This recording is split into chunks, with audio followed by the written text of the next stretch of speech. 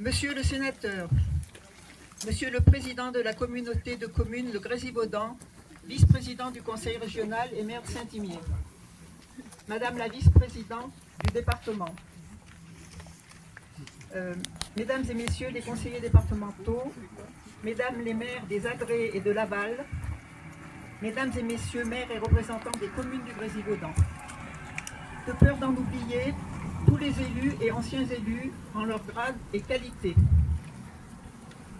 Madame la directrice du service départemental de l'Isère de l'Office des anciens combattants et victimes de guerre, Madame la présidente de l'ANAGM, Mesdames et Messieurs les présidents et représentants d'associations, Messieurs les représentants de la compagnie Stéphane, Messieurs du 13e BCA, Messieurs les représentants de la gendarmerie, des pompiers, peut-être, Mesdames et Messieurs des familles de résistants et combattants, Mesdames et Messieurs les porte-drapeaux, Mesdames et Messieurs. Il y a 80 ans, le Grésivaudan était libéré. Mon oncle, Louis Clavel, chef du groupe Franc Petit Louis, et son frère Paul Clavel, mon père, ont combattu directement sous les ordres du commandant Nal, l'une des plus nobles figures de la résistance dauphinoise, et vous comprendrez l'importance tout à fait particulière que revêt pour moi l'anniversaire de la libération du Grésivaudan. Vice-présidente de l'Association nationale des anciens des maquis du Grésivaudan, je le dis chaque année, conduire cette cérémonie ici, dans ce haut lieu de mémoire, est un immense honneur, et chaque année, l'émotion me saisit à l'évocation de ce temps où les résistants ne se comptaient malheureusement pas par milliers. Il y a 80 ans, le Grésivaudan était libéré. Plus de 3/4 de siècle nous séparent de ce mois d'août 1944 et la perte des témoins directs laisse la place libre à des récits fantaisistes, parfois bien différents de ceux que j'ai pu recueillir auprès de ma famille ou de résistants et résistantes tels mon ami Gabriel Giffard, Ariel, chef de groupe franc rattaché à Nal. Il y a 80 ans, le Grésivaudan a été libéré. Ce jour attendu depuis si longtemps, ce jour pour lequel tant de patriotes avaient versé héroïquement leur sang, était enfin arrivé.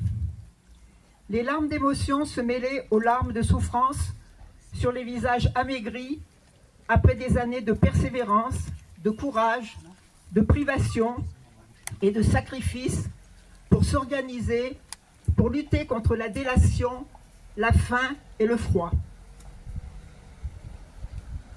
Quelques résistants sont encore parmi nous pour en témoigner. Ainsi, Bruno Baume, résistant engagé à l'âge de 19 ans dans la compagnie Bernard et président d'honneur de l'Association nationale des anciens des maquis du Grésivaudan, Bruno, à qui je dédie cette journée, qu'il soit assuré de mon affection et une fois encore de notre reconnaissance pour l'engagement et le courage qui fait le sien lors des années noires. Bruno nous fait le grand honneur d'être parmi nous aujourd'hui et je vous demande de l'applaudir chaleureusement.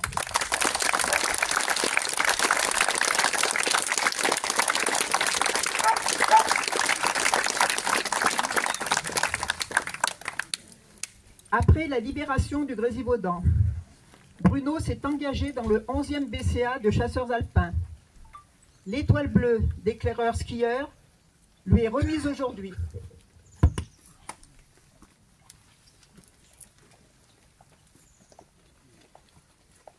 Bon.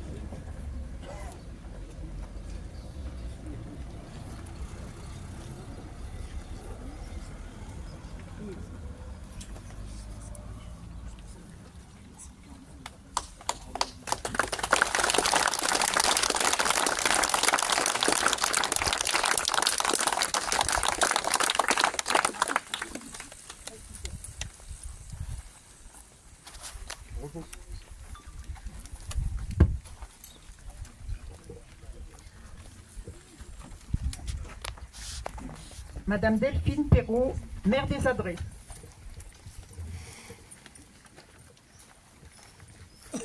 Mesdames et messieurs, alors je ne vous referai pas tout le protocole, je souhaite néanmoins saluer tout le monde en sa qualité et en son grade.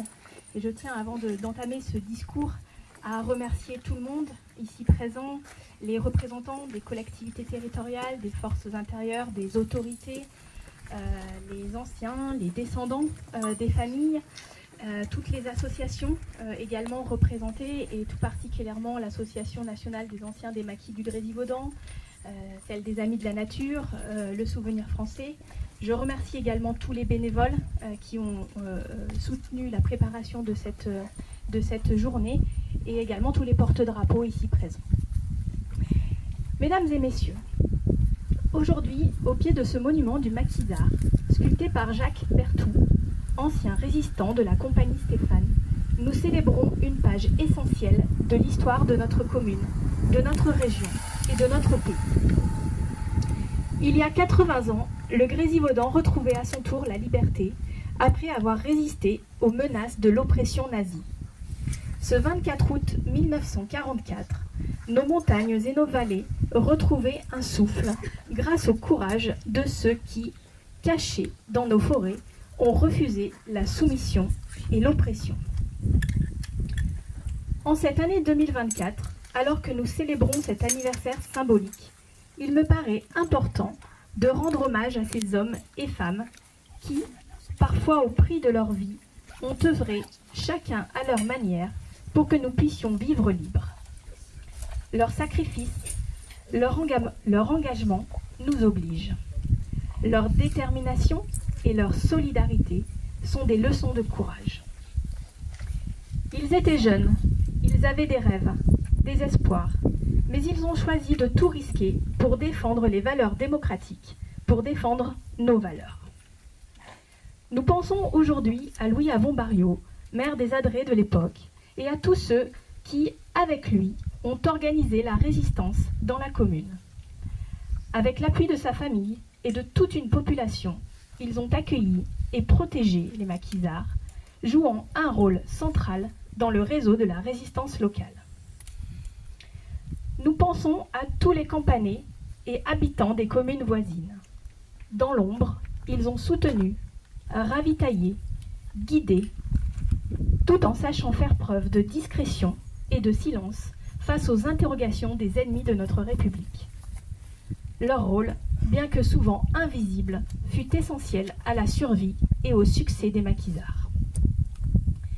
Nous pensons à ces groupes de jeunes hommes, guidés par des figures comme Évreux, Vauban, Stéphane, Bernard, Dax, Petit Louis, Henri et d'autres.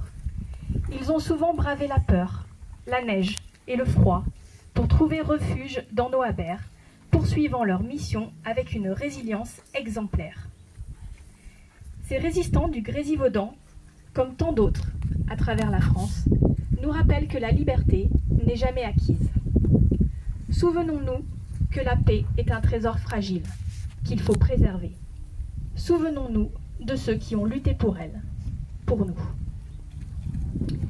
En cette année, marquée par de nombreuses commémorations à travers tout le pays, il nous revient aujourd'hui de leur rendre hommage. Non seulement devant nos monuments, mais aussi à travers les récits que nous transmettons à nos enfants. Des récits qui continuent de vivre, notamment grâce à des associations, comme celle que j'ai citée, comme celle présente aujourd'hui, et dont les bénévoles, par leur implication, jouent un rôle déterminant dans la préservation de notre mémoire collective. Aujourd'hui, nous leur disons merci. Soyons dignes de l'héritage que ces hommes et femmes de conviction nous ont laissé. Soyons à la hauteur de leur engagement et continuons de nous unir autour des valeurs républicaines en renforçant notre Europe et en travaillant sans relâche pour un monde plus juste et plus solidaire. Que leur mémoire continue d'inspirer nos actions et nous guide vers un avenir où les valeurs de liberté, d'égalité et de fraternité demeurent au cœur de notre société.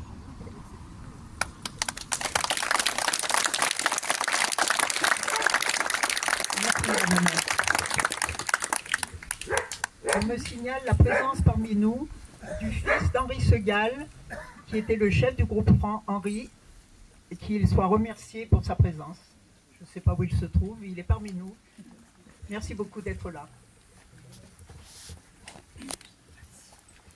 Le 2 juin 1944, les chefs de la résistance entendent le message tant attendu.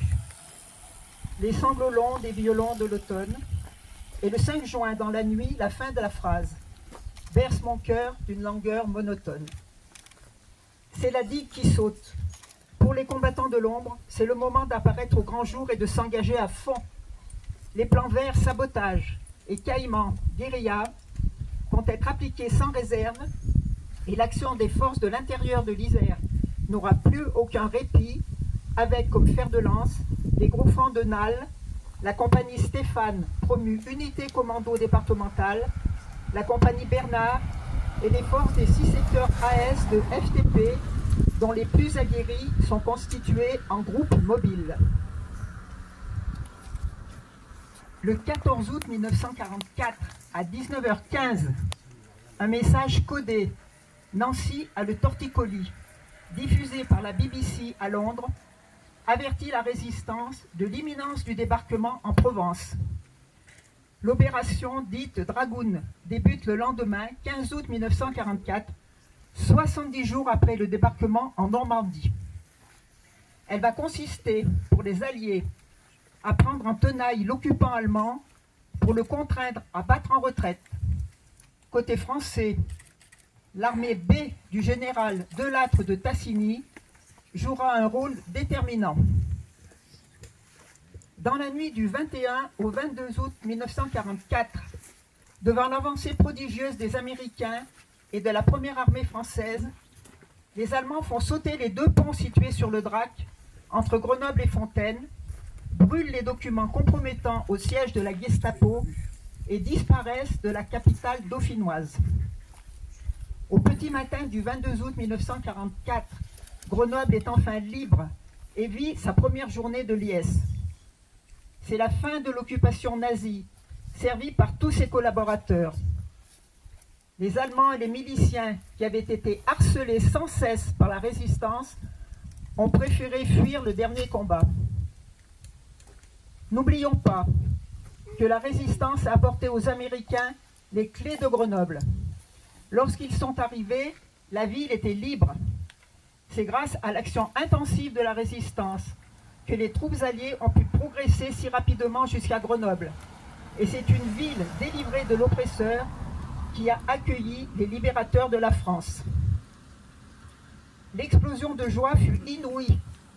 Après tant d'épouvantables années d'angoisse, la foule qui déferlait dans les rues, des gens qui riaient et pleuraient tour à tour, qui s'embrassaient, une ville en liesse qu'aucun autre événement ne bouleversera plus jamais de la même façon.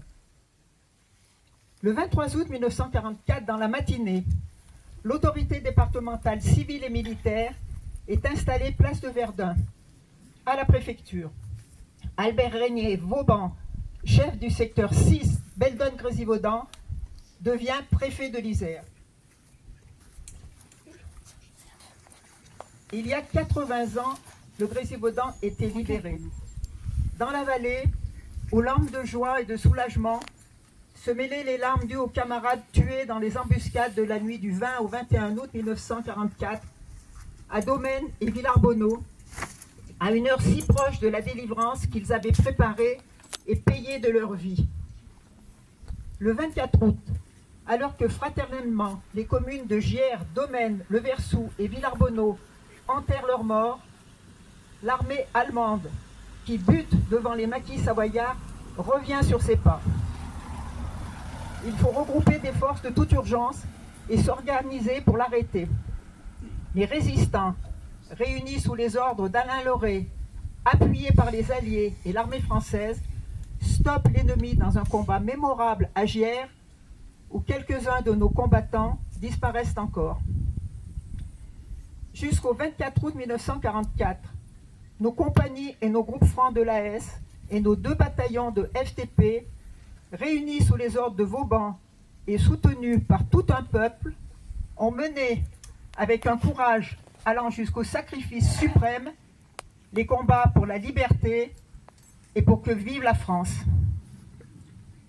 Le secteur 6, Beldon-Grésivaudan, compte près de 150 civils et résistants, victimes de l'ennemi, tués au combat, fusillés ou morts en déportation entre le 18 juin 1940 et la fin du mois de septembre 1944. Parmi elles, plus de 70 résistants appartenaient au secteur 6 et une trentaine étaient impliqués dans les secteurs voisins.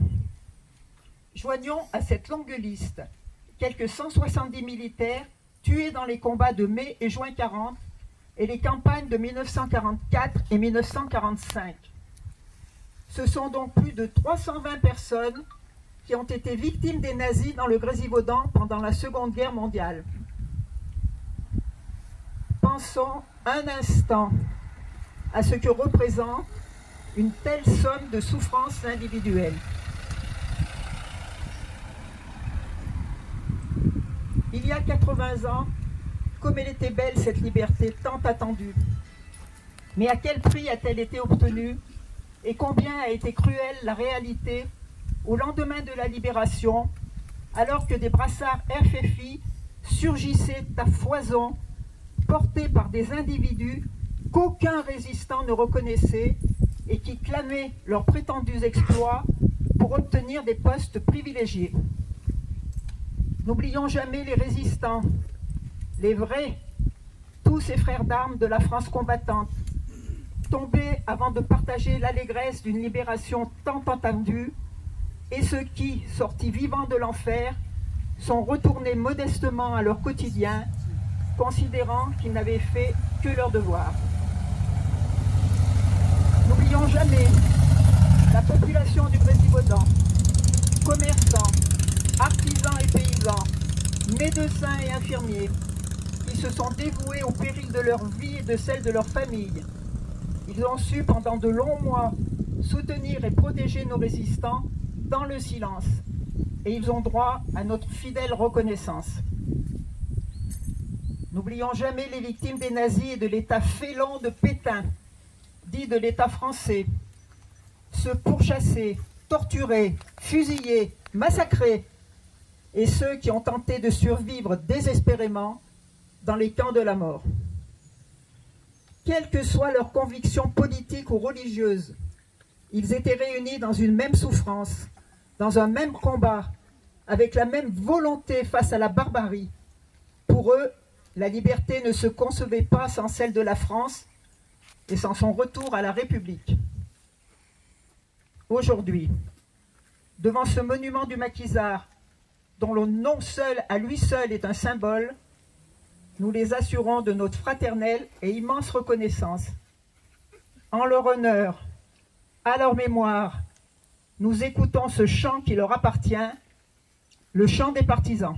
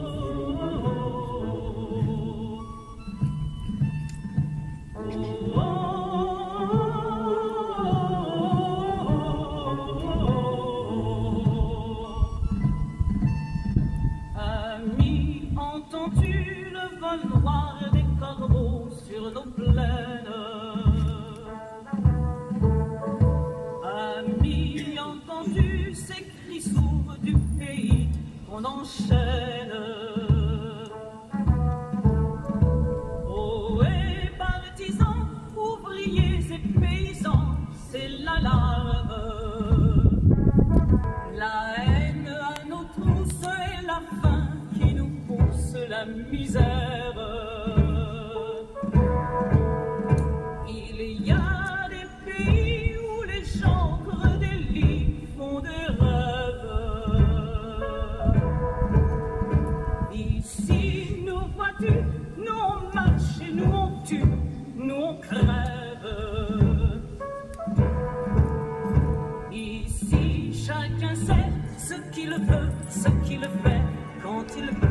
place.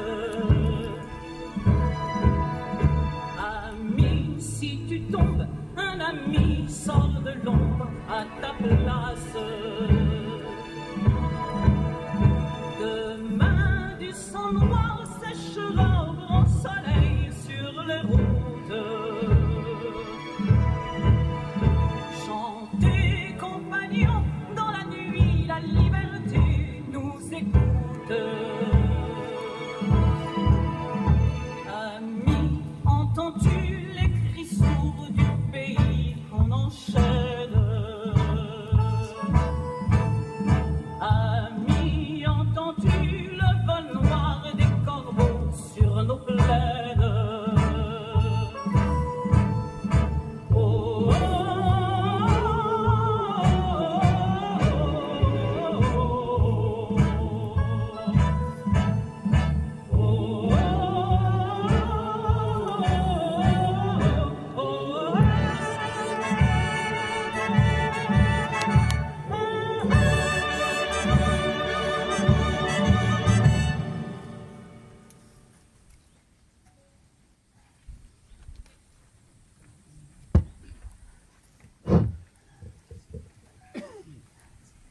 Le 24 août 1944, le Grésivaudan est libéré. Aux morts. Mais non. Le 24 août 1944, le Grésivaudan est libéré. Il est impératif à tous ceux qui ont vécu les heures noires de l'occupation d'élever un monument à la mémoire de leurs morts disparus.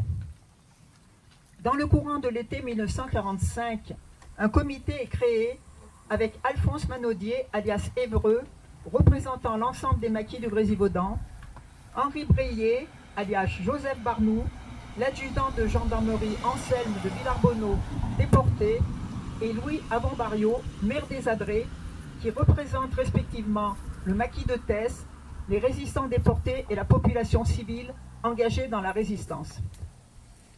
À l'unanimité et sans souci majeur, la localisation est vite trouvée. C'est ici, au lieu dit Prétardy, à quelques dizaines de mètres du col du Lautaret, celui que tout le monde appelle Prabert. Le 19 août 1945, il y a 79 ans, ici même, sur ce lieu devenu haut lieu de mémoire, se réunissaient pour la première fois tous les résistants et tous les chefs du secteur 6 devant une foule immense venant assister à la cérémonie de la pose de la première pierre du monument du maquisard. Le colonel Descours, gouverneur militaire de Lyon, et Yves Farge, commissaire de la République, passent les troupes en revue. Alphonse Manodier pose la première pierre du monument en présence du colonel Alain Leray, ancien chef des FFI de l'Isère, du commandant Louis Nal, ancien chef des groupes francs de l'Isère, et d'Albert Régnier, ancien chef du secteur 6 et préfet de l'Isère. À l'issue de la journée, parmi les maquettes présentées, celle de Jacques Berthoud, jeune étudiant des Beaux-Arts à Paris, engagé dans la compagnie Stéphane, est retenue. Un geste de reconnaissance envers la compagnie Stéphane. Le monument sera inauguré un an plus tard, le 15 septembre 1946. C'est Albert Régnier qui retirera le voile tricolore qui recouvre l'imposant monument et remettra d'une manière très solennelle le monument à Louis Avon-Barriot, maire des Adrets. Nul n'est plus digne que vous d'avoir la charge pour votre commune de ce monument qui nous est si cher. Vous qui avez si courageusement pris part à nos combats, vous dans votre commune, votre ferme, votre maison, furent le refuge de nos clandestins. Depuis 1946, la commune des Adrets veille sur notre monument du maquisard et entretient le site. Qu'elle en soit, une fois encore, chaleureusement remerciée. À l'heure où la guerre est aux portes de l'Europe, à l'heure où l'Ukraine se bat toujours pour sa liberté, à l'heure de la montée de l'extrémisme dans notre pays, il convient de rappeler à ceux qui auraient tendance à l'oublier, que rien n'est jamais acquis et que le devoir de mémoire est plus que jamais l'affaire de tous. Aucun droit, même ceux qui nous apparaissent comme les plus évidents, voire les plus anodins, n'est jamais, jamais définitivement acquis. Mesdames et messieurs, nous allons passer à la transmission de la flamme du soldat inconnu, dite flamme de la nation. J'appelle Philippe Rizardi, président cantonal du Souvenir français, Bruno Gaume, résistant de la compagnie Bernard, et Margot, 10 ans, du conseil municipal Jeune des Adrets.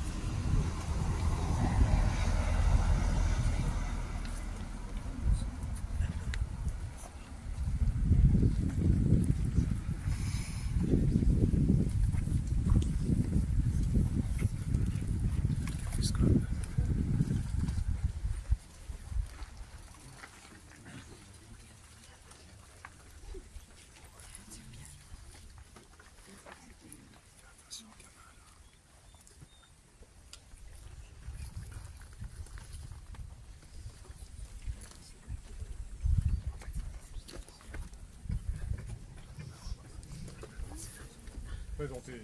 Arms.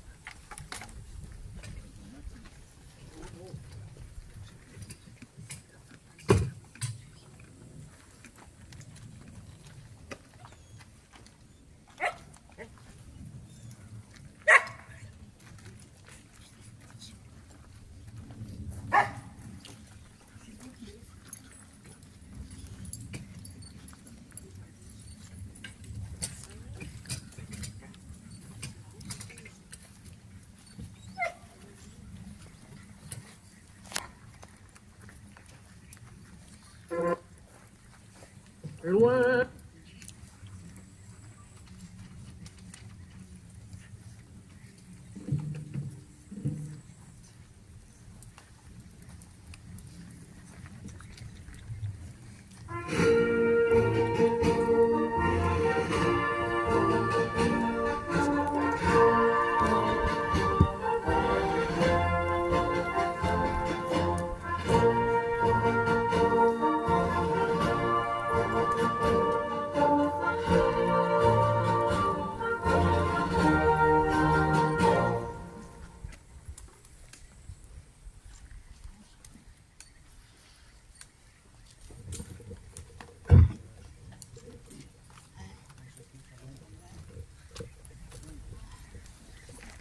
La flamme qui brûle devant vous a été prise officiellement sous l'Arc de Triomphe le 25 juin 2024 par l'école élémentaire Jean-Paul Marat d'Échirolles, qui l'a ramenée dans notre département sous le mandat de la délégation générale du Souvenir français.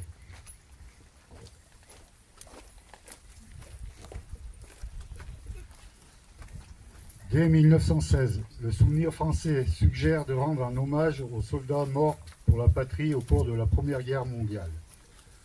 Le 11 novembre 1920, le corps d'un soldat français inconnu, tombé au champ d'honneur, est solennellement honoré sous l'Arc de Triomphe avant d'y être inhumé le 28 janvier 1921.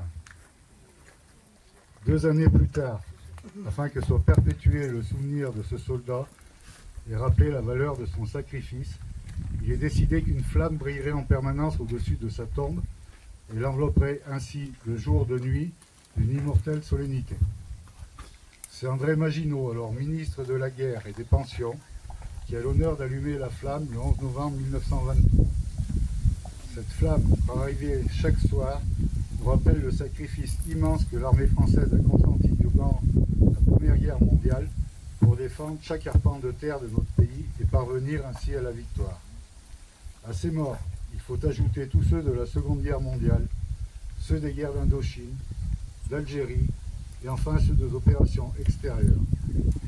Mais il convient d'y associer également les soldats blessés, les veuves, les orphelins et tous les citoyens qui ont été lourdement éprouvés. Tous ces sacrifices dans les corps et dans les cœurs ont cimenté la nation française à laquelle nous appartenons aujourd'hui. La flamme sous l'Arc de Triomphe, devenue en 2012 flamme de la nation, nous rappelle que le souvenir nous oblige. Nous sommes les héritiers du sacrifice et de l'héroïsme de nos combattants d'hier. Elle doit nous inspirer la reconnaissance à l'égard des soldats qui, aujourd'hui comme hier, servent la France parfois au péril de leur vie. Le ravivage auquel vous participez aujourd'hui s'attache tout particulièrement aux commémorations de 2024, du 80e anniversaire du débarquement allié en Normandie, en Provence, la libération de notre territoire national. Mais cela ne doit pas occulter également le 70e anniversaire de la fin de la guerre d'Algérie, cette guerre trop souvent méconnue. Merci.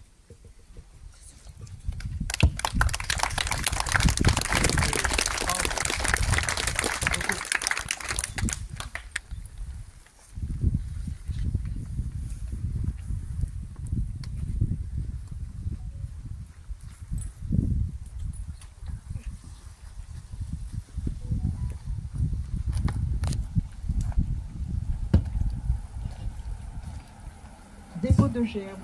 Je demande aux élus qui vont déposer des gerbes de se présenter. Je n'ai pas eu le temps de les nommer.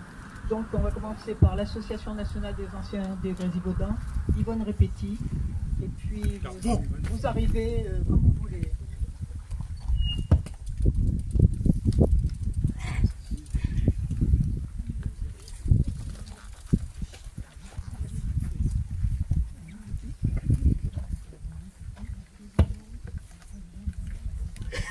Mireille Sissi, maire de Laval-en-Beldonne.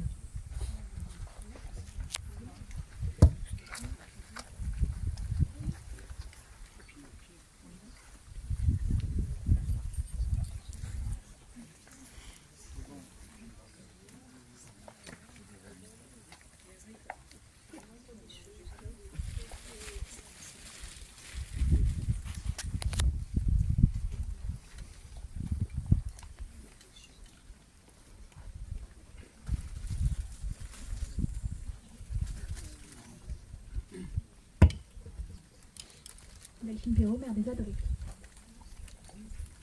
Laurie Argout-Martin, conseillère municipale aux Adrets.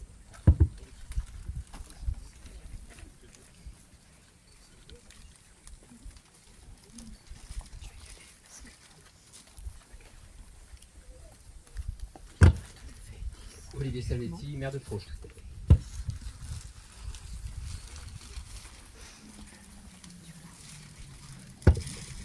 François Stéphanie, maire de Pansin. Christiane Charles, adjointe à l'action. Voilà, vas-y, je vais entendre.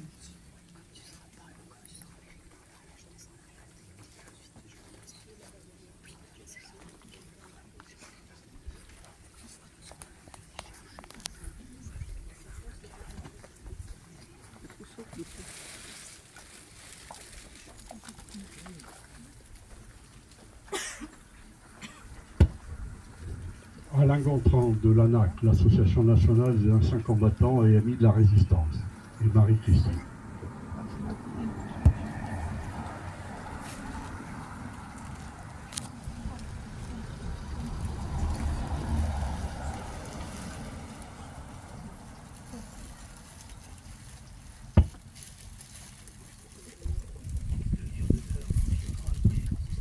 Légion d'honneur, M. Gras, président.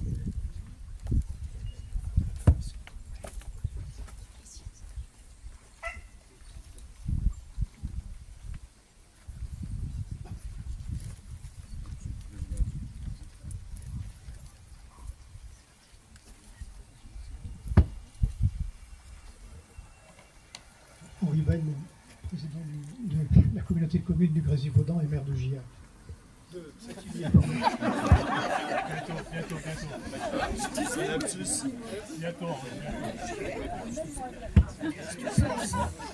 Margot.